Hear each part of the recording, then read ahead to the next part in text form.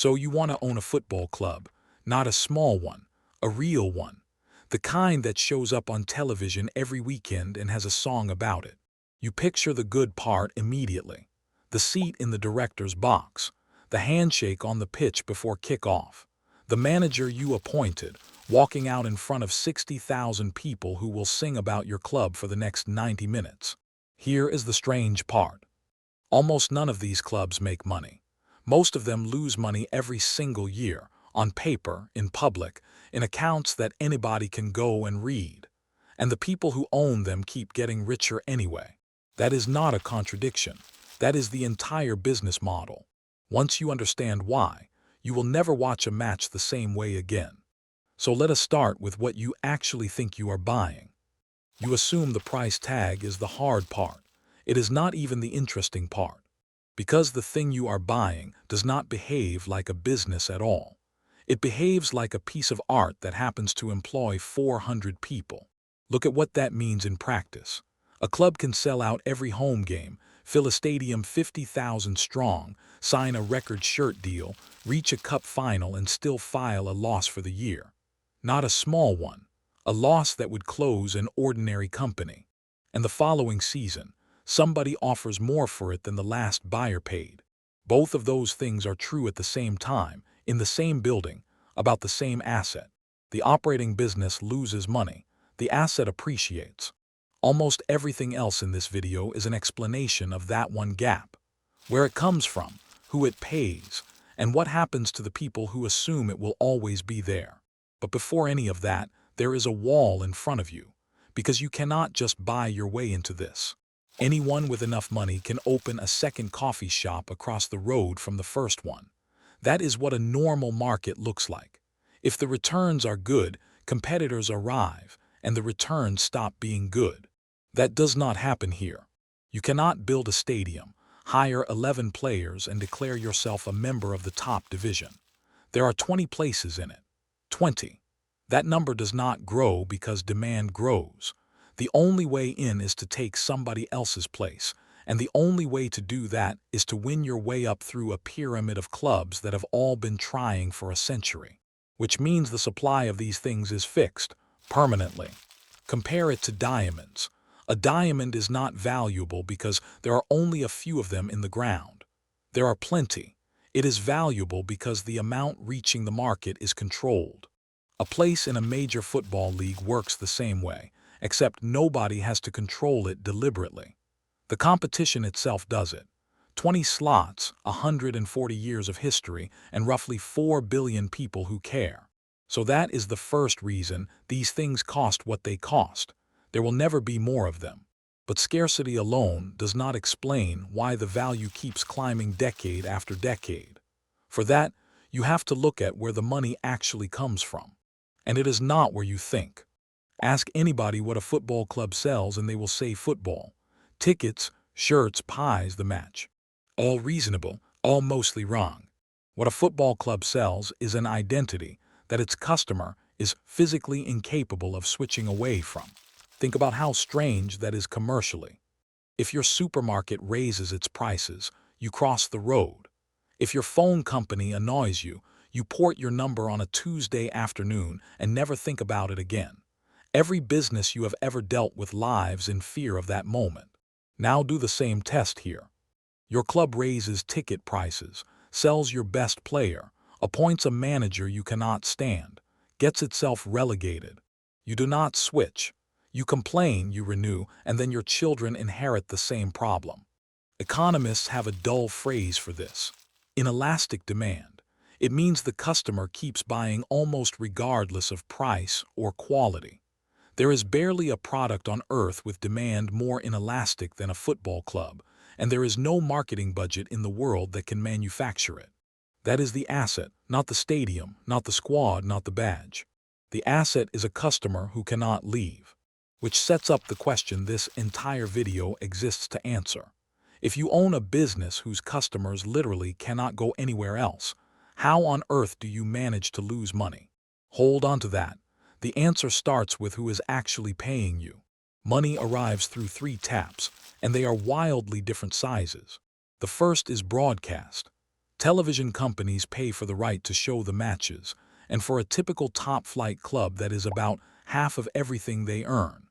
It arrives before a ticket is sold, before a shirt is printed, before anybody kicks anything at all. The second is commercial. Shirt sponsor, sleeve sponsor, kit deal, stadium naming rights.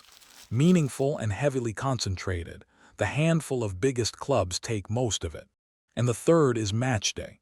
The tickets, the pies, the corporate boxes, the 60,000 people. Here is the part that should stop you. Match day is the smallest of the three. Across the English top flight, it is somewhere around a seventh of total revenue. Sit with that, because it inverts everything a supporter believes about their own importance. The people in the ground, the ones singing, the ones who drove 4 hours and paid for the away ticket and the train and the hotel, they are not your biggest customer. They are not really your customer at all. They are the set dressing that makes the broadcast worth buying. Empty seats and a quiet ground make a worse television product. So the crowd matters enormously, but it matters as content, not as revenue. If that one landed badly, the next 10 minutes are going to be worse. Subscribe and I will take a different business apart every week. What it costs, where the money hides, and how people lose it.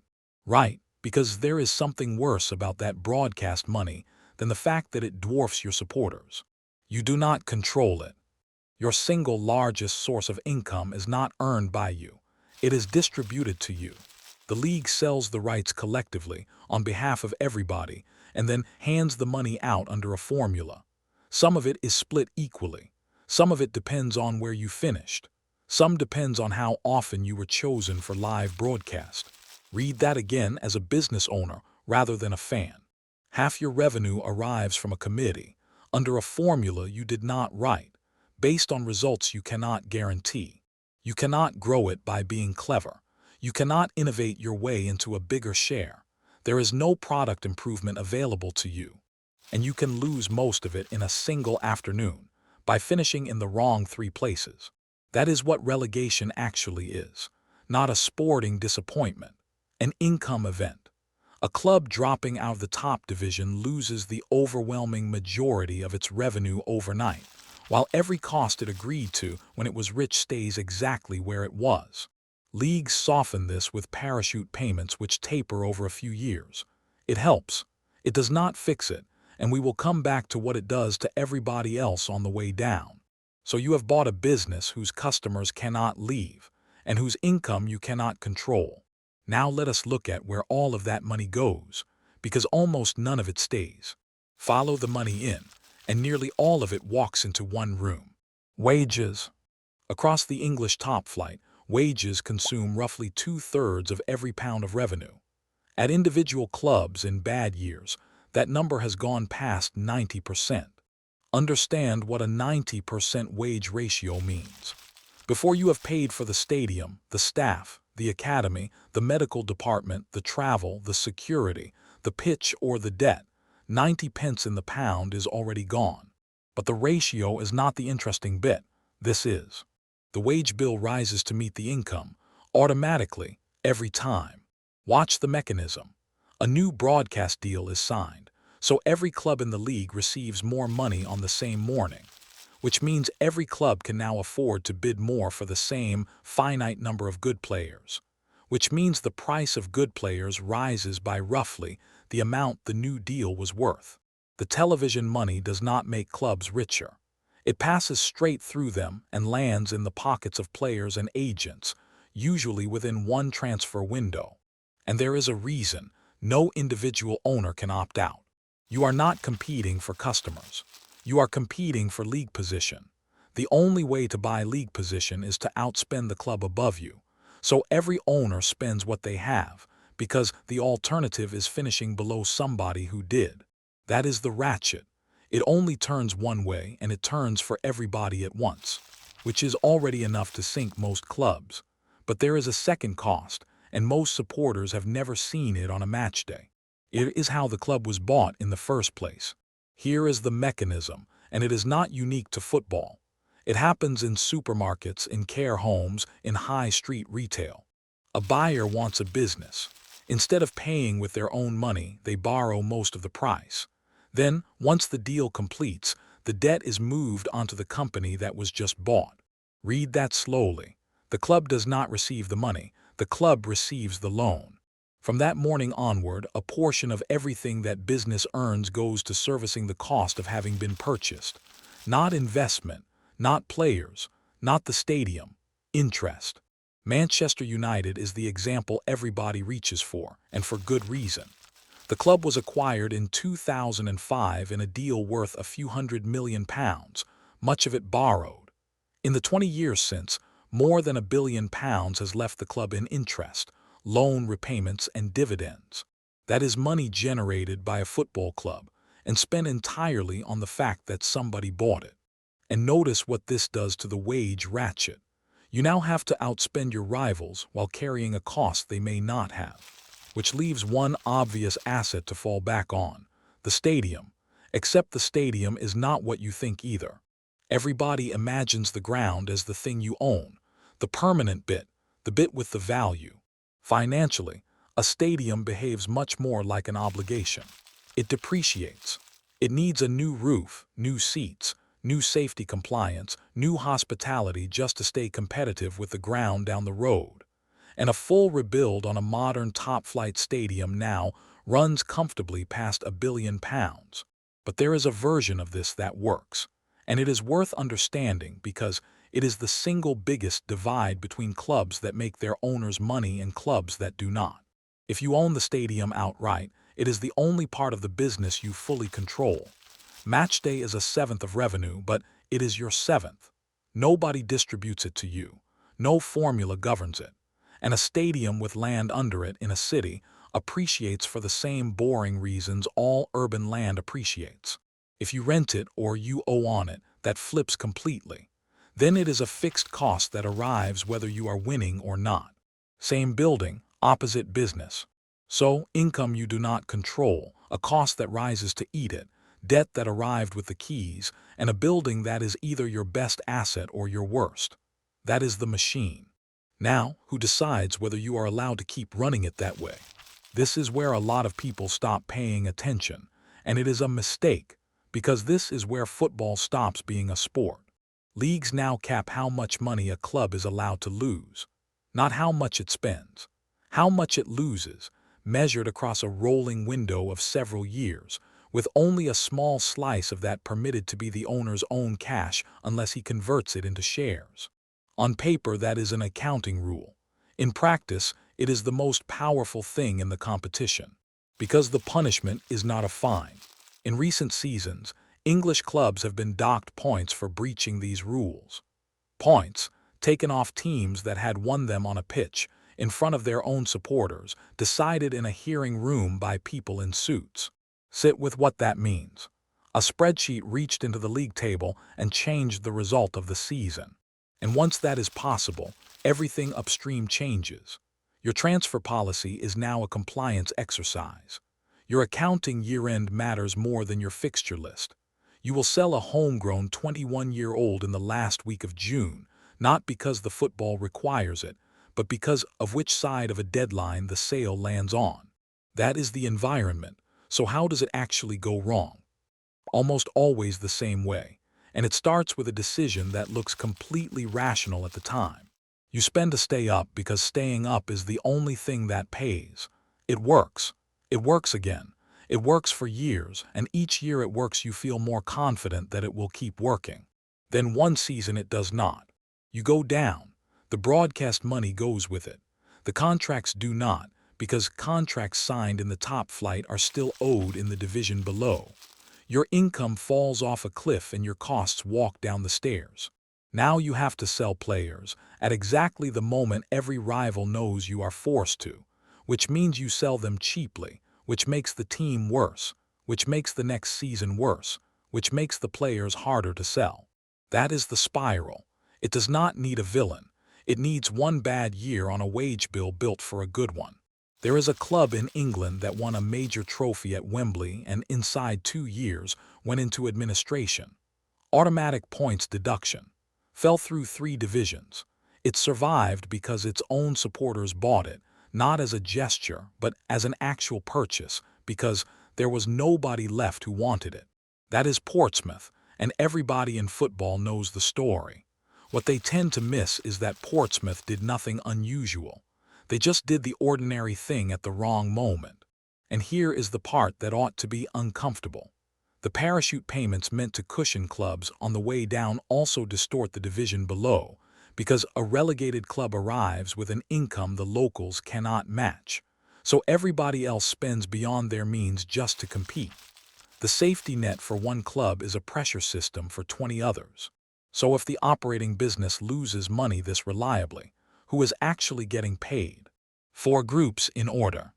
The players, emphatically and by design. They are the only party with genuine leverage.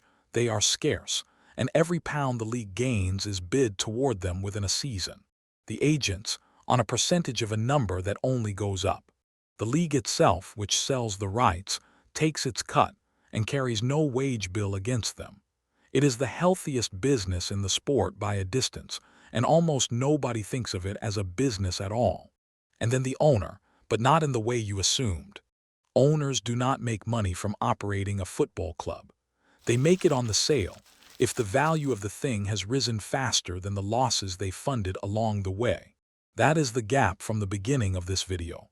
The operating statement is not the return. The operating statement is the subscription fee you pay to hold the asset. And the asset has risen for decades, for reasons almost nothing to do with the person in the director's box. The supply is fixed. The audience is global. The broadcast contracts have historically only moved in one direction. A new buyer arrives at a higher price and resets the floor for everybody else, which is why owners so rarely sell, even when they could clearly cash out. Why sell the thing that appreciates faster than anything else you could buy with the proceeds? Although there is one more thing they are buying, and it never shows up in any account. Owning a club puts you in a room that money alone does not open. A city that wants to keep its club happy will bend on planning, on infrastructure, on how quickly your other business gets a decision. A director's box is one of the most effective places on earth to close a deal that has nothing to do with football. You are not just buying a team. You are buying a permanent invitation, which is why so many owners will accept a modest financial return, or a loss, in exchange for everything ownership buys them outside the balance sheet. The club is often the least profitable thing they own and still the most valuable, because it is the one thing that makes everything else easier. So, honestly, should you buy one? Not if you want a business. Buying a football club is not buying a business. It is buying an appreciating asset that you have to subsidize for years, in a competition where finishing in the wrong 3 places destroys a decade of work in 90 minutes. If that sounds like a reason not to, you have understood it correctly. And if it still sounds worth it, then you already understand why every one of them eventually gets sold, and why none of them ever gets sold cheaply. One last thing.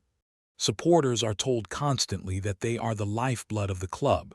Commercially, that is not true. They are a 1/7 of the revenue. But they are the entire reason it cannot be moved, renamed, relocated, or shut down.